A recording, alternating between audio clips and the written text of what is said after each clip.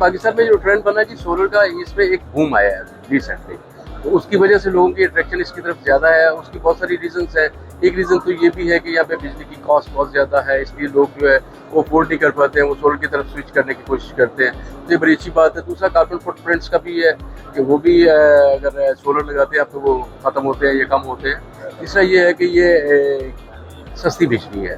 जो आपने आसमानी बिजली के हवाले से बात की है, तो उसमें एक्चुअली ये लाइटनिंग अरेस्टर होता है जी, उसकी और अर्थिंग बोरिंग के हवाले से अवेयरनेस की ये सारी चीज़ें भी यहाँ पे मुख्तलिफ स्टॉल्स लगे हुए हैं, जिनकी प्रोडक्ट्स हैं वो उसकी अवेयरनेस भी देते हैं और साथ में बताते भी हैं, प्रिकॉशनरी मेजर्स भी बताए जाते हैं कि इससे क्या फ़ायदा हो सकता है और क्या बचाव हो सकता है किसी नुकसान या किसी हादसे से बचने के लिए। फिर उसके अलावा प्रोटेक्शन डिवाइसेस हैं जो सभी स्टॉल्स पे ऑलमोस्ट हैं, जो प्रोटेक्शन डिवाइसेस बनाते हैं, जिसमें ब्रेकर्स होते हैं और सर्च प्रोटेक्शन डिवाइसेस होती है और मुख्तलिफ चीज़ें होती हैं।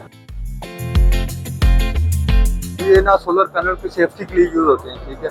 इसके ऊपर ये बेस होती है, गोला होता है, ठीक है। साथ में स्पाइक्स होते हैं, इसके एक राड होता है और बेस होती है साथ में। इसके नीचे वायर लगती है जो नीचे ग्राउंड करके अर्थिंग किया जाता है बोर्ड वगैरह के साथ। बेसिकली जो आपकी आसमानी बिजली होती है ना वो सोलर पैनल के ऊपर गिरती है, तो जिसके ऊपर आपके जो सोलर पैनल है ना उसके तबाह होने का खतरा ज़्यादा होता है, जो अपनी तरफ ये अट्रैक्ट करके उसको ग्राउंड कर देते हैं। जितने भी एग्रीकल्चर साइट्स होती हैं, जो किसान हजरात होते हैं, उनके पास बिजली की जो फैसिलिटीज़ होती है वो मौजूद नहीं होती, वापदा की फैसिलिटीज़ मौजूद नहीं होती है।